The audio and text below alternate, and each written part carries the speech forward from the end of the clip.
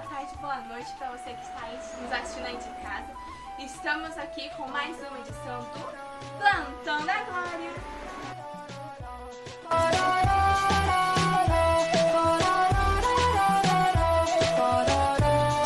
Ai, gente, desculpa, é que eu sempre não toco com essa música. Hoje nós teremos convidados mais do que especiais, que contribuíram para o reino de Deus. E são convidados lá no tempo da vida, né? Para nos contar das suas experiências. Ai, gente, eu tô doida pra saber, porque eu amo essas histórias. Agora vamos chamar a nossa repórter, Tia Gabi. Bom, deixa eu ver qual é o nosso primeiro entrevistado.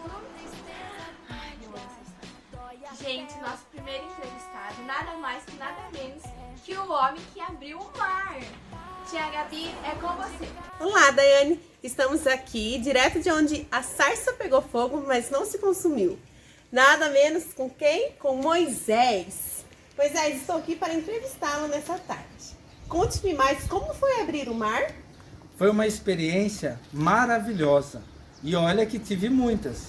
Foi bem assim, Deus pediu para mim pegar o cajado, tocar com a ponta dele no meio da água, então o mar fez assim.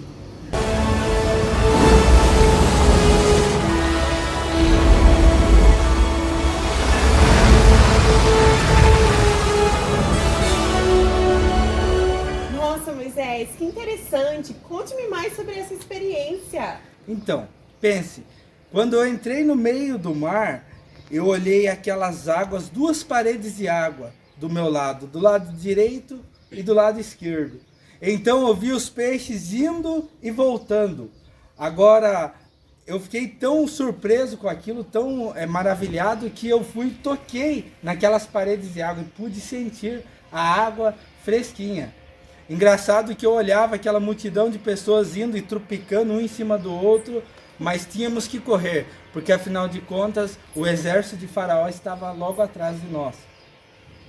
Nossa, Moisés, que experiência maluca, hein? E eu fiquei sabendo pelas tias da escolinha que você guiou muita gente. Era muita gente, Moisés. Me conte também sobre isso, porque olha, como que você fazia para aquele povo todo te obedecer? Porque ó, eu na minha casa, com meu esposo, às vezes a gente já se arrebenta tudo. Imagina com um tantão de gente assim. Fale mais sobre isso, Moisés. Obedecia? Que nada. Aquele povo não obedecia a nada, só sabiam murmurar, só reclamavam. Faltava comida e eles logo reclamavam. Até que um dia faltou o alimento e eles começaram a reclamar. Então foi nesse dia que Deus foi e derramou o maná do céu, pão do céu fresquinho, o pão de Deus, para alimentar toda aquela multidão de pessoas. Nossa, Moisés, que nem chover hambúrguer!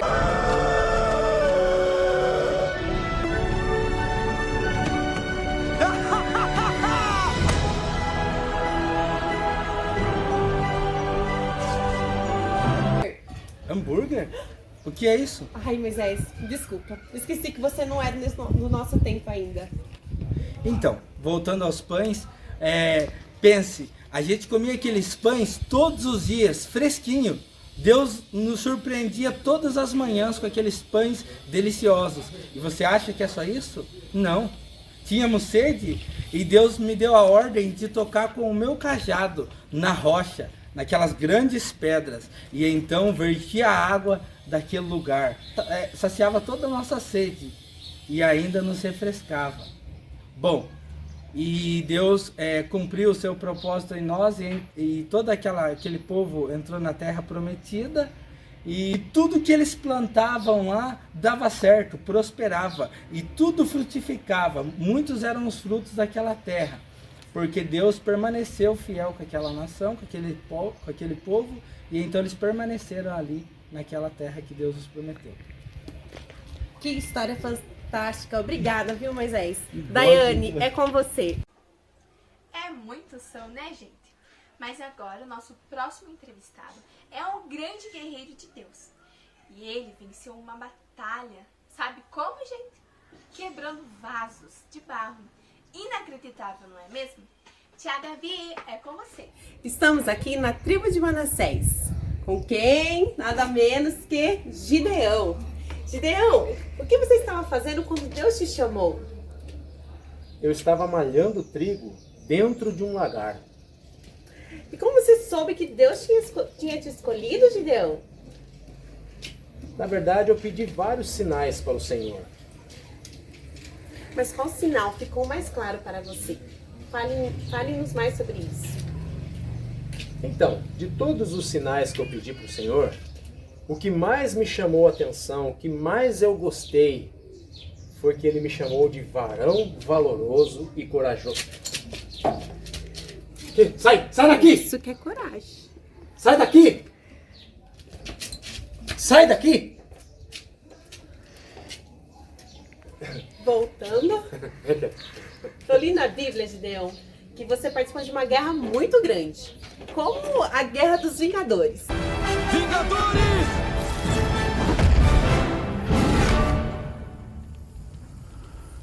Avante!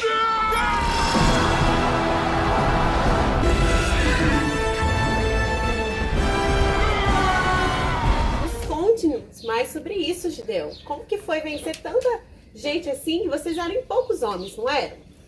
Sim, foi uma grande guerra. Eu acho que até maior do que essa dos Vingadores. E foram muitos homens que vieram contra nós. Uau, Gideão, mas quantos homens eram mesmo que vocês eram?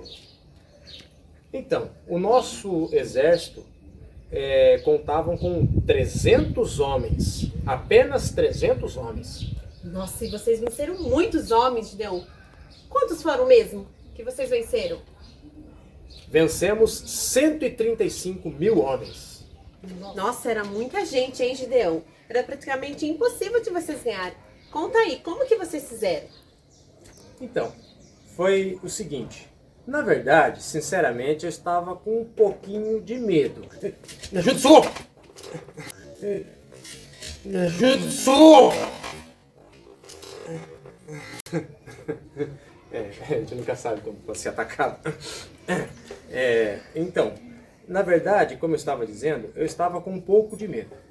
Mas eu ouvi uma história de um rapaz do exército inimigo que chegou até nós, que ele teve um sonho. E esse sonho, eles estavam com medo de ser derrotados por nós. Daí, no meio da noite, eu fui bem quietinho até o exército inimigo. Quando eu cheguei lá, eu fiquei bem abaixadinho, ouvindo a história deles que estavam contando um com o outro. Foi aí que um contou para o outro que teve um sonho. E neste sonho, nós havíamos vencido o exército deles. Aí eu voltei bem quietinho para não ser percebido e reuni todo o nosso exército, que eram 300 homens, muito corajosos, e falei para eles o seguinte: o Senhor me deu uma estratégia. Cada um vai pegar um vaso e nós iremos no meio da noite, bem quietinho, e formar um ataque surpresa. Quando nós formos formar esse ataque surpresa, na hora do ataque, nós iríamos quebrar o vaso no chão e iríamos gritar: pela espada do Senhor, pela espada de Gideão. E foi exatamente assim que nós fizemos. Quando nós demos esse grito, eles acordaram todos assustados. E sabe o que aconteceu? A mão do Senhor foi conosco. E cada um deles começaram a atacar eles mesmos. E eles acabaram matando uns aos outros. E assim nós vencemos essa grande batalha. Uau, que história extraordinária, Gideão. Daiane, é com você. Depois dessa, Gideão, eu vou dar meu reloginho pra você, hein? A nossa próxima entrevista conta a história de um pastor de ovelhas que um dia ele foi ungido como rei. Essa eu quero ver vocês adivinharem, criançada. Hoje eu vim aqui fazer uma entrevista com 2 guerreiros. Pode entrar, Davi e Golias. Bom, Davi, me responda uma coisa. Como que você teve coragem de lutar com um homem que é 2 vezes maior que você? Conta aí, porque essa a gente quer saber. Então, eu estava cuidando das ovelhas do meu pai e fui incumbido de uma missão de estar levando o almoço dos meus irmãos. E quando cheguei lá, havia um homem muito alto, gritando gritando, antes estava afrontando os deuses dos exércitos. Tem algum homem desse povo de Israel que possa me enfrentar? E eu fui, e eu desafiei ele, disse: quem é esse circunciso para que venha afrontar o exército dos Deus vivos? E eu desafiei ele, e peguei e falei para todos os meus conterrâneos israelitas: vamos, porque eu vou enfrentar ele e vou destruir esse gigante, em nome do Senhor dos Exércitos. E me arrumaram a armadura do rei Saul, mas eles colocaram a armadura em mim, e eu não conseguia nem andar. Era muito grande, a espada era muito pesada, não conseguia nem levantá-la. E eles vendo que eu já não conseguiria lutar com aquilo, eu falei: não, ele vem comigo com escudo e espada, mas eu vou a ele em nome do Senhor dos Exércitos. E orei ao meu Deus e fui até um riacho, e ali tomei 5 pedras. E dessas 5 pedras eu tomei uma pedra e coloquei no meu estilingue. Me preparei, e quando ele veio para me enfrentar, em nome do Senhor dos Exércitos, eu o acertei. E aqui está a prova.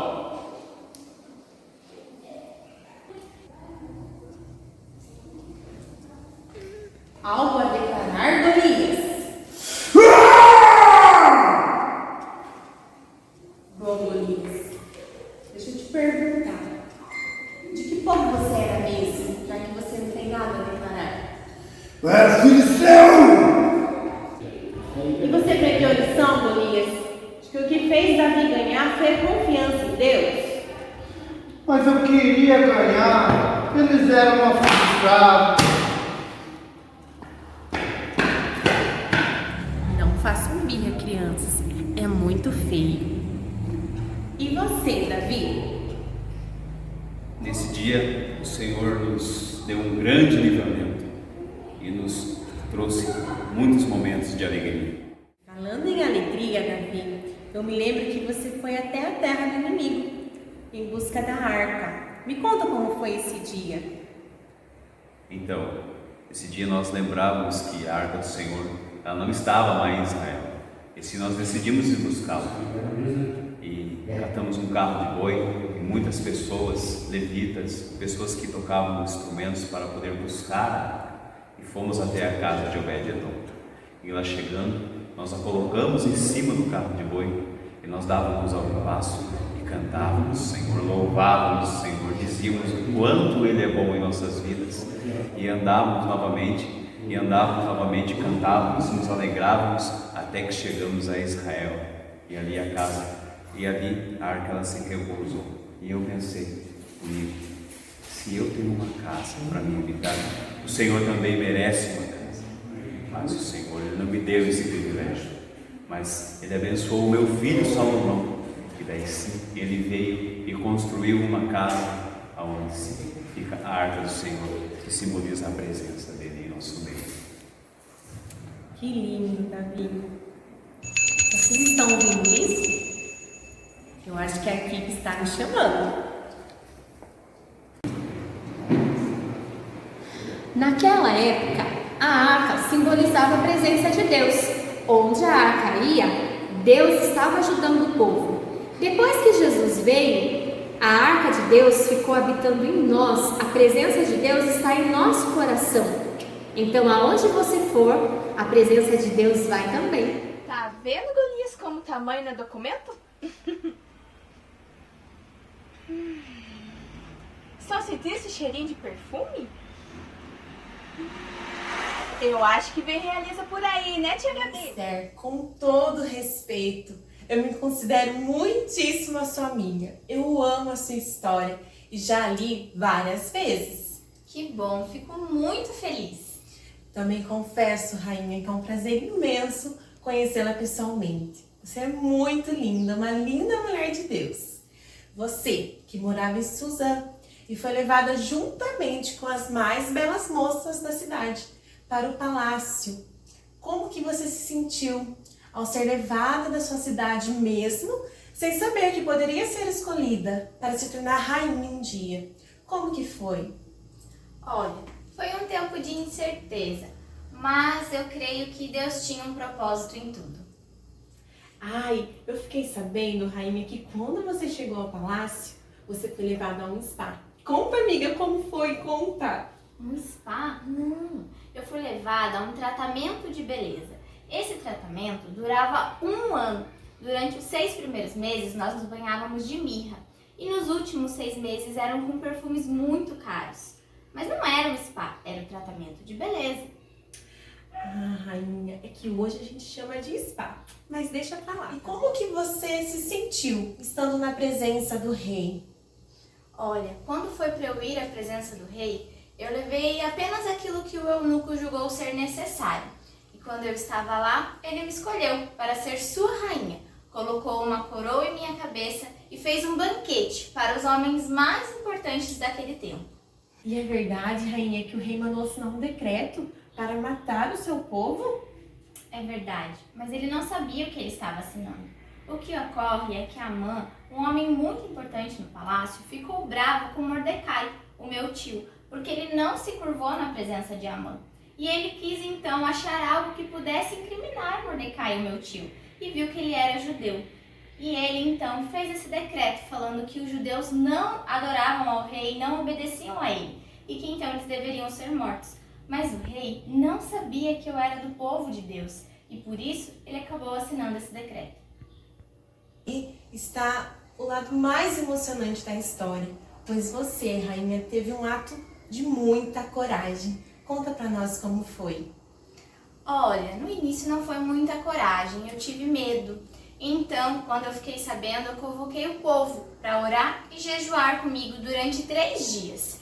E após esse tempo de jejum e oração, eu fui então à presença do rei. Mas eu esperei que ele virasse o seu cedro para mim, estendesse o seu cedro para que eu pudesse entrar à presença dele. E deu tudo certo, né, amiga? Graças a Deus, deu tudo certo. Eu pedi um banquete, depois mais um banquete, e após o segundo banquete eu contei ao rei o que estava acontecendo. Ele ficou muito bravo com Amã e então autorizou que o meu povo pudesse se defender de todos aqueles que quisessem fazer o mal. Ufa, que bom, rainha. E eu também quero cumprir todos os propósitos de Deus em minha vida. Muito obrigada, rainha, pelas suas ricas palavras. Daiane, é com você. Com a história de Esther, eu aprendo uma lição de vida, que sempre que pudermos ajudar, não devemos recuar, mas sim fazer o bem, mesmo que seja difícil. Por falar em momento difícil, eu imagino como que foi para Maria e José educar e criar o Filho de Deus, o nosso Salvador. Gabi, você deve estar muito emocionada por fazer essa entrevista, hein? Sim. Paulinha, venha comigo, Paulinha, não tem pano. Eu estou com um casal que muito top, Paulinha, vem comigo, vem comigo. Nossa, olha, eu tô nervosa, tô tremendo, porque eu vou conversar com os pais de Jesus, eu tô muito emocionada. Nossa, vem comigo, vem comigo. Maria, José, prazer. Vamos tirar uma selfie antes da gente começar? Só olhar aqui, ó, comigo, por favor. Tá. Muito obrigada. Vamos lá. Avisa no microfone. Não esqueci. Bom, Maria, como que foi pra você ser a mãe de Salvador? Foi uma honra gerar uma criança que salvaria o mundo. Jesus, uma preciosidade que o nosso bom Deus me concedeu. É, José? Para você, José, como que foi ser o pai de Salvador do mundo? Para mim, foi uma surpresa muito agradável poder ensinar, né, meu filhinho a caminhar e poder cumprir o propósito de Deus na vida dele. José, e como foi para você receber a notícia de que Maria estava grávida? Conte como foi isso, essa experiência. De fato, eu fiquei muito surpreso, né? Mas, provideus, enviaram um anjo e ele me orientou e eu entendi que, de fato, Jesus era enviado por Deus e eu estava aí, ia ter o privilégio de cuidar dele. Foi muito bom. Que lindo. E para vocês, o que mais marcou a infância de Jesus na vida de vocês? infância de Jesus. Muitas coisas, mas eu acho que Jesus, você lembra na Páscoa? Que Nossa. nós fomos em Jerusalém, lembra? Eu lembro, sim. A gente perdeu Jesus de vista, a gente achou que ele tinha ido embora com os nossos parentes, no fim ele estava lá, né, Maria? Ensinando os sacerdotes no templo. E ficamos muito felizes, eu fiquei muito grata em saber que na época ele tinha 12 anos. E já era muito sábio da palavra de Deus. Ele era diferenciado. E ficamos muito felizes em saber que ele estava instruído no caminho certo. Uau, que lindo! Eu imagino que deve ter sido um momento muito difícil, né, Maria? Quando Jesus morreu numa cruz por amor a todos. Conte como foi essa experiência para nós. Foi um momento muito doloroso, porque é muito difícil para uma mãe, né, perder um filho e ver crucificado numa cruz. Mas, ao mesmo tempo, eu sabia que ele ia ressuscitar e salvar a humanidade. E graças a Jesus, hoje nós temos a vida eterna e podemos um dia morar no céu. Sabemos que ele é o nosso Salvador e ama toda a humanidade e tem um amor por nós infinito e deu a sua própria vida. E isso eu fiquei muito feliz, porque eu sei que hoje ele está à direita de Deus, intercedendo por nós. Que lindo! E acabou dando tudo certo, né? Graças a esse amor, hoje nós podemos crer, acreditar e ter a vida eterna, como Maria disse, e também temos o privilégio de sermos chamados filhos de Deus. Daiane, é com você. Porque Deus amou o mundo de tal maneira que deu seu Filho unigênito, para que todo aquele que nele crê não pereça, mas tenha vida eterna. João 3,16. Que lindo, né, crianças? Que amor maravilhoso de Deus, né?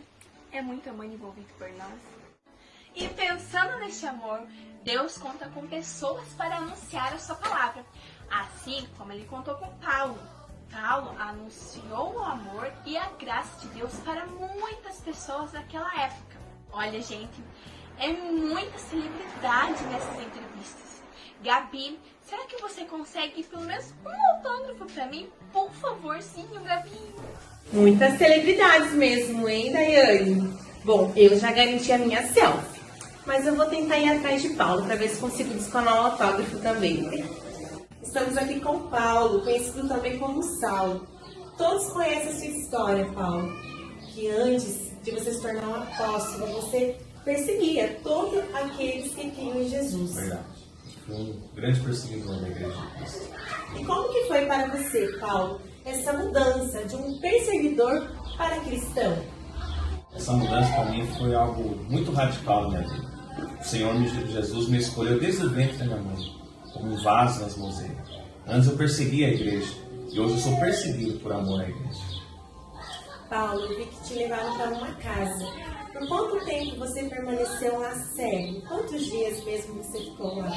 Eu estava indo para Damasco para perseguir os cristãos, tinha pegado carta, tudo, com o imperador, e nós íamos matar os cristãos de Damasco, tanto crianças quanto mulheres. Mas no caminho de Damasco eu vi uma forte luz, e essa luz dizia para mim: Saulo, Saulo, por que me persegues? Foi quando eu me deparei com o Senhor Jesus Cristo. E a luz agora foi tão forte que eu fiquei 3 dias cego. E lá em Damasco, um servo do Senhor chamado Ananias, ele orou por mim após o 3º dia, as escamas estavam sobre meus olhos caíram. E ali mesmo eu fui batizado e começou o início da minha vida cristã como servo de Jesus Cristo. Paulo, eu vi que no fim da sua carreira, você disse uma frase muito impactante: combati o bom combate e guardei a fé. Por que você disse isso? Essa frase foi uma carta que eu escrevi ao meu amigo, filho na fé, Timóteo, encorajando ele a combater esse bom combate. Porque a caminhada cristã é isso, é um combate todo dia. E nós temos que terminar bem, né? Concluir aquilo que Deus colocou nas nossas mãos. Uma última pergunta, Paulo. Qual foi o momento mais marcante na sua vida como um líder cristão? Foram as prisões. Por amor ao Evangelho, eu, Paulo, prisioneiro em Cristo Jesus. Calma, Paulo, calma. Venham comigo.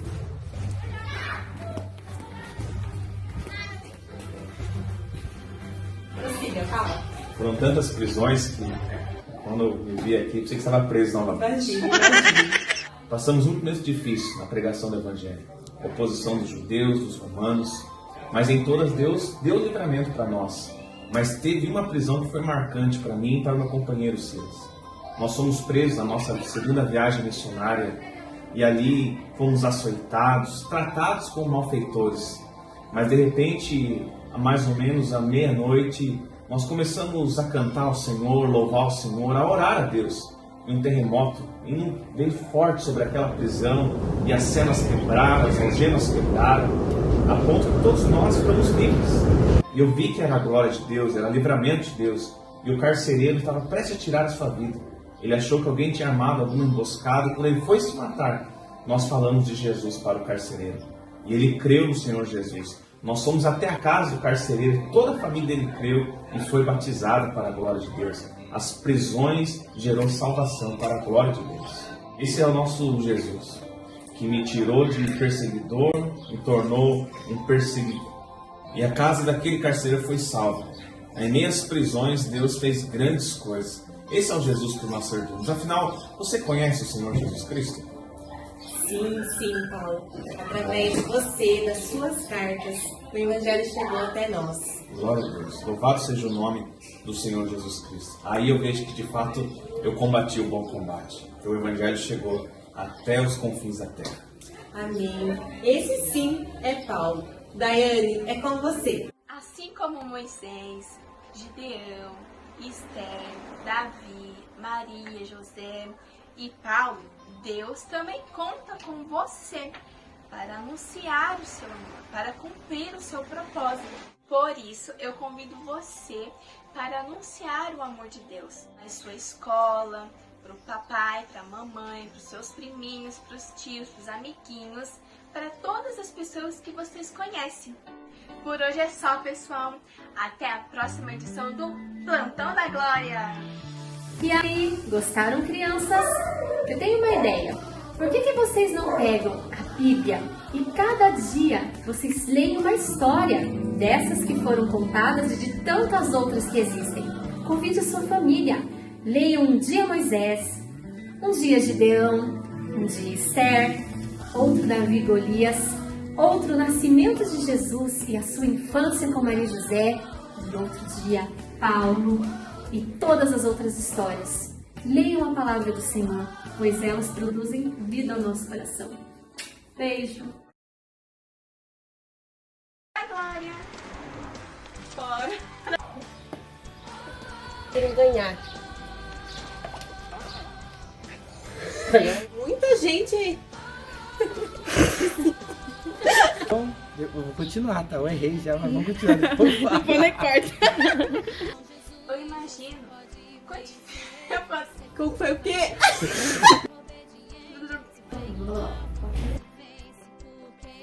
Por favor, você consegue uma aí?